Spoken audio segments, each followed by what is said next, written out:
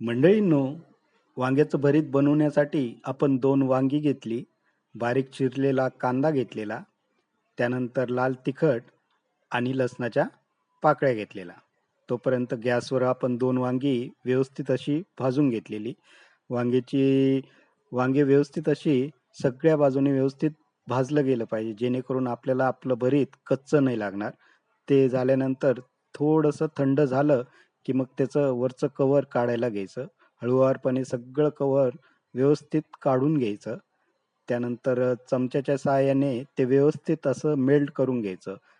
जे थोडंसं अशी पेस्ट करून घ्यायची. त्यानंतर आपण जे काही तिखट, कांदा वगैरे ॲड करणार आहे, ते सगळं व्यवस्थित त्याच्यात मिक्स झालं पाहिजे. त्या हिशोबाने त्याची पेस्ट तयार करून घ्यायची आणि मग बारीक चिरलेला कांदा आहे, तो त्याच्यात ॲड करायचा आणि त्यानंतर आपलं लाल तिखट हे सगळं आपण आपल्या चवीनुसार, आवडीनुसार ॲड करू शकतो. तिखट टाकून झाल्यानंतर लसणाच्या पाकळ्या आहेत त्या त्याच्यामध्ये ॲड करायच्या.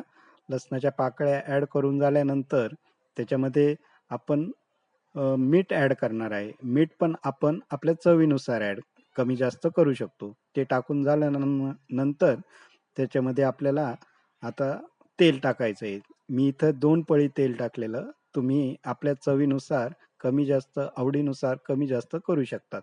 हे सगळं टाकून झालं, की ते छान असं एकत्र असं मिक्स करून घ्यायचं. एकजीव करून घ्यायचं. हे एकजीव झालं म्हणजे आपलं वांग्याचं भरीत झटपट असं तयार झालेलं.